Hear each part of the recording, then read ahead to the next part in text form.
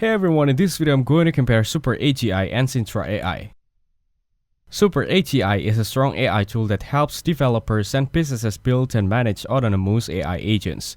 With SuperAGI, you can create agents that handle tasks on their own without much human help.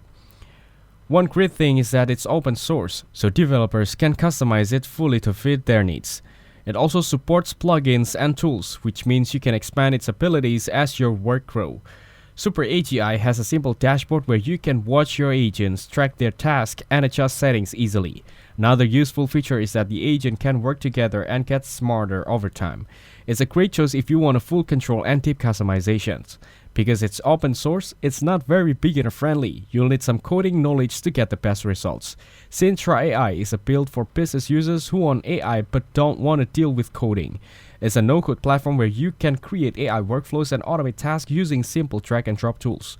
One of its best parts is the ready-made templates, which help you get started quickly. It also connects easily with apps like Slack, Google Workspace, and more, making it great for business tasks. Sintra AI gives you real-time reports, so you can use how your AI workflows are doing.